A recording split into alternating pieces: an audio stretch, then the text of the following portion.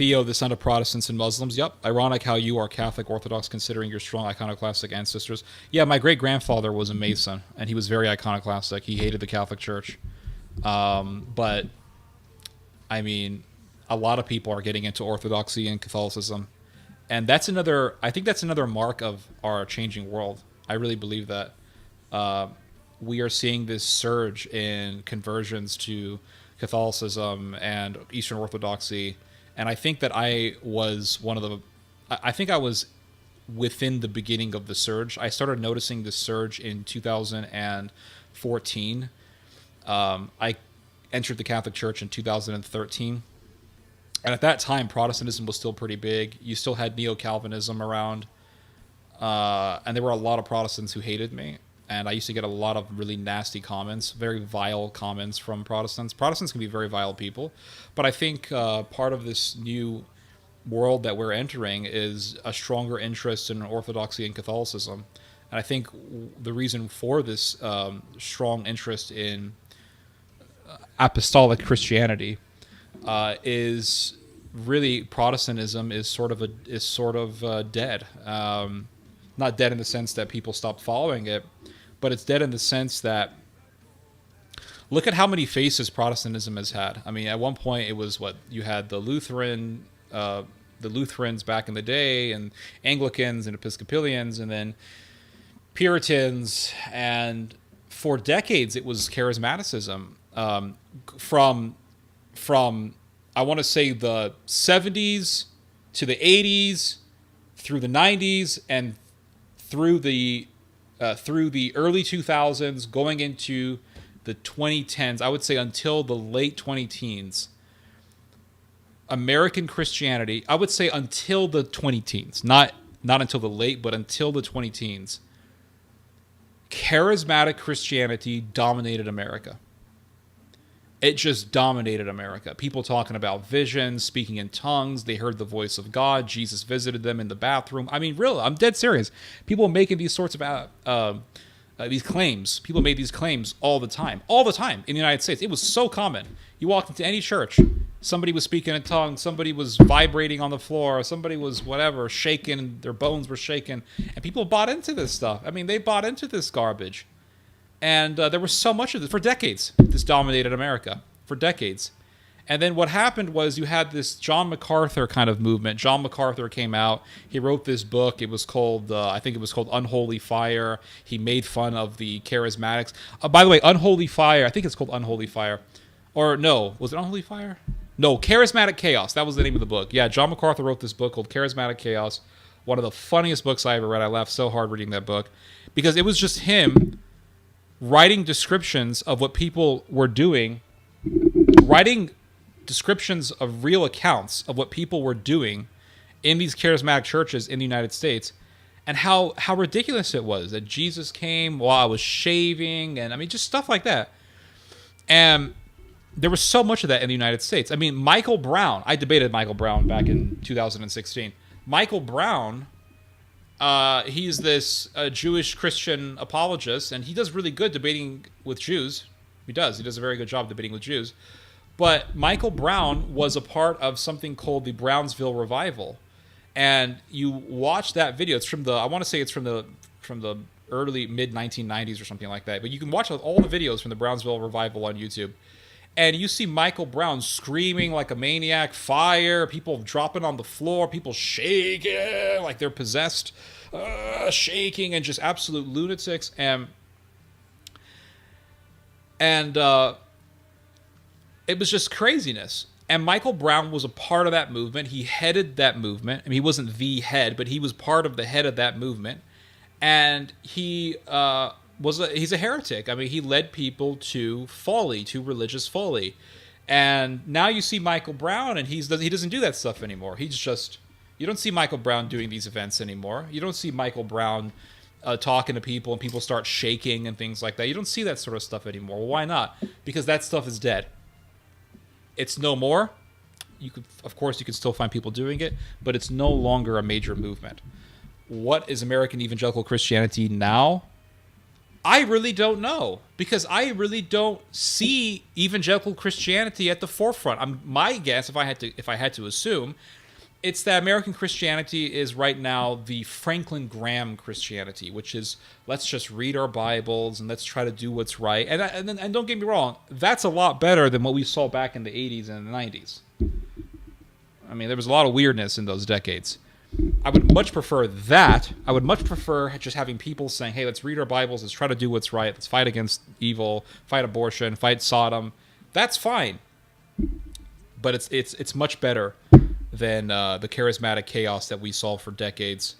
But you see the Protestantism just going through these trends, and it's very fickle, and it goes through these vicissitudes. It just goes through multiple different phases, and it all depends on what's popular. Puritanism was popular. Okay, there's Puritanism. Protestantism, charismaticism becomes popular, then it becomes popular. Now that's not popular anymore, so it's gone. So then the question lies, what is Christianity? Is Christianity just this ever-changing evolution of different marketing schemes? Or is Christianity something that doesn't change, that's rooted in antiquity, that's rooted in Christ, rooted in his apostles?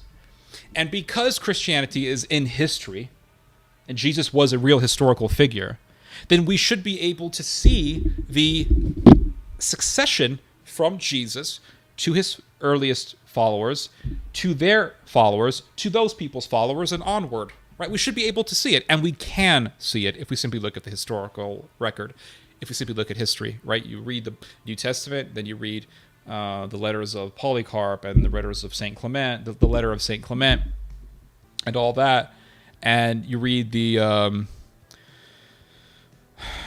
what's the word? I forgot the name, but it's the earliest piece of Christian literature outside of the New Testament. I don't remember the name of it, but you read the earliest Christian literature. And then from there, you go on into Eusebius' church history, and you start looking at Isocrates, and you start looking at all these different church histories, Theodoretus. I mean, there's a lot of different ancient church historians. And you just read the history, life of Constantine, and you can see what Christianity was.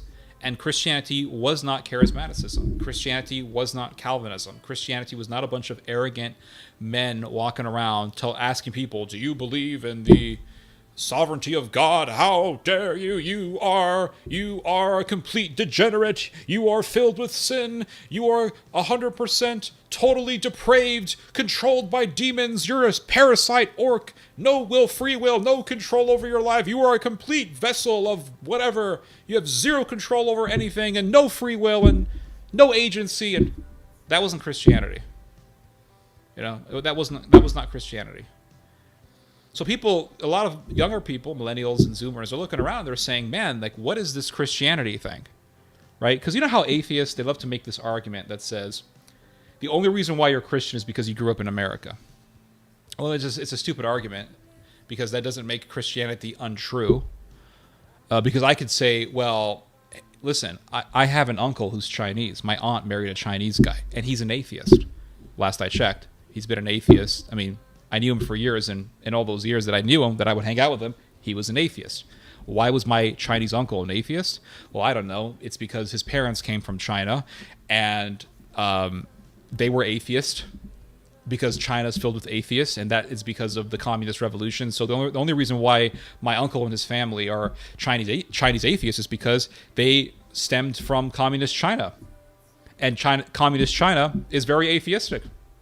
And that's been changing, but it's been very atheistic for a long time. So I mean, I could make that argument against the atheists, but they'll always say that they will always say that the only reason why you're a Christian is because you were raised in America, which is a nominally Christian country. Not really, but sort of. Anyway, so the question is well, am I a Christian because my parents told me to become a Christian?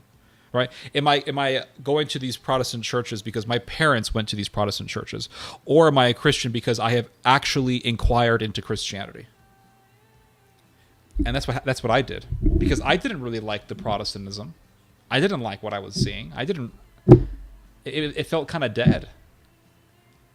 It felt kind of dead. What is, and one day I seriously asked myself the question, what is Christianity? I wanted to know.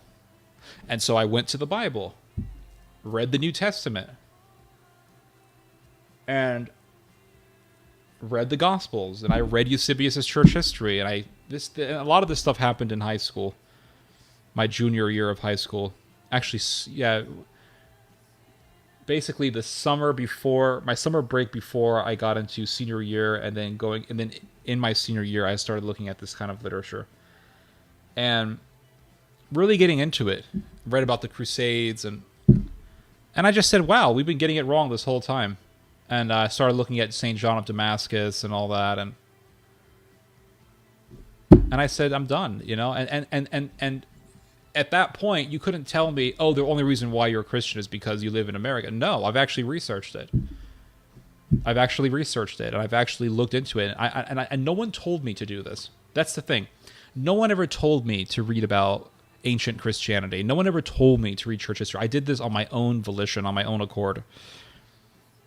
So you can't say, well, it's because your parent. No, my father actually was kind of worried that I was getting too much into this stuff in the beginning. So that's what a lot of people are doing. And again, it's part of this new age that we're living in, where, yeah, you see a lot of weirdness, a lot of capriciousness, a lot of instability, a lot of militarism, right? The world feels very unstable and uncertain. But at the same time, there's been some good things happening in the world. It's not all just doomerism. It's not all just an downward spiral into despair. There's been not a lot, but there's a number of good things that have been going on. And one of them is that there's been this surge in an interest in Christianity. I don't know if you guys have noticed this, but the new atheism is dead. And it's dead. I remember growing up in high school and hearing about Dawkins and Harris and Dennett and Hitchens, and there was the God delusion, the end of faith, and God is not great, and all this stuff. And there was the four horsemen of atheism and all this bullshit. And you don't hear about it anymore. You don't hear about Dawkins anymore. You don't hear about him anymore. What happened to him? You know why? Because people don't care about atheism anymore. You know why? Because atheism is not a sustainable movement. Now, you have people who are atheists. I talked about this before in a past live stream, and I made it into a separate video. And it's so funny. I had all these atheists coming on, and they're like, "There's still atheists around. There's still And this is the problem when you start telling people about, when you start describing an observation that you have. People will always take what you say. They will straw man it, make it into a straw man, and then they will attack that straw man. They do this all the time. They take what you say, misconstrue it purposefully, and then they attack the misconstrued version of what you say. Do you see? So if I say the new atheism movement is dead, you have people who come and say, there's still atheists. Okay, whatever. Christians are realizing for the first time in a very long time that they have serious power. You like the background music? Yeah, this is French Baroque viola music. It's very nice. Christians, for the first time in a very long time, have realized that they have power. They realize that there is power in numbers. They realize that there is power in having a lot of people in your group, because you can hit the industries, you can hit the corporations, you can hit the media where it hurts the most, and that is their pocketbooks. We saw that with the Olympics. We saw that with Budweiser, Bud Light, Anheuser-Busch. Anheuser-Busch has not, from what I understand, Anheuser-Busch has not even recovered from the drop in sales that they suffered through last year from putting some trans guy, some weirdo on a beer can.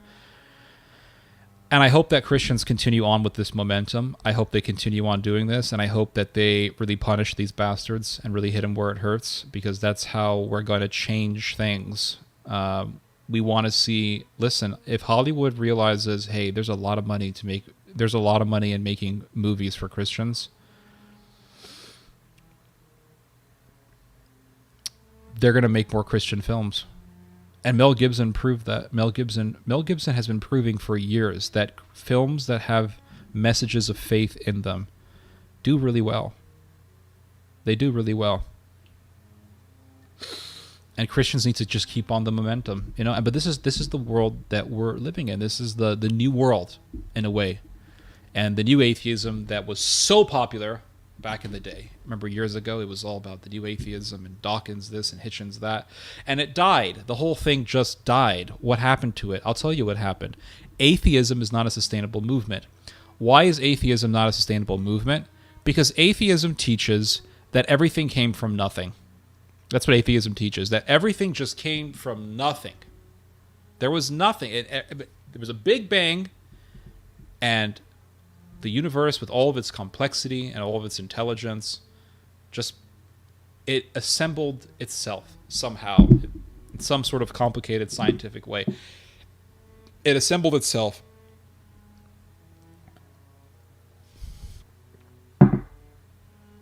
And there was a Greek philosopher, I don't remember his name, but he said something that I'll never forget. He said, there was only one thing that can never exist. There is only one thing that can never exist, and that is nothing. Nothing can never exist. Nothing. Nothing can never exist. It's impossible. And atheism teaches that everything came from nothing. There was nothing. Then there was a big bang, and then everything came together. And let's say you start believing that. Okay, who cares? You're going to talk about it all day? You're going to sit there and talk about it your whole life, that we came from nothing, that there is no eternal intelligence, that there is no intelligent creation? Okay, people are going to stop giving a shit, because after a while, people want meaning in their lives. We humans thirst for meaning. We long for meaning, and if we don't get meaning, then everything feels pointless. Because it is pointless in an atheist worldview. At the end of I don't give a damn what atheists argue. Well, we can make our own purpose. We can make your... No, you can't. You can think that you do, but you can't. You can't make your own purpose. Yeah, DNA code is complete intelligence, absolute intelligence. You see it right in the code. And there's enough information in a cell, you couldn't even fit all the information in the entire Encyclopedia Britannica. And that's not me arguing. That's what Dawkins said. Richard Dawkins himself said this, that you could take all the information in one human cell, you couldn't fit it into the entire Encyclopedia Britannica. So there you go. And so after so many years of saying there is no God, okay, who gives a shit? You have a woman who wants to get an abortion because she thinks that's the right thing to do, and she goes to the abortion clinic, and the doctor rips the baby out and puts it through a blender, and it's like, now what? Was it worth it? And you try to drink alcohol to wash the pain away. You try to hang out with your friends, whatever.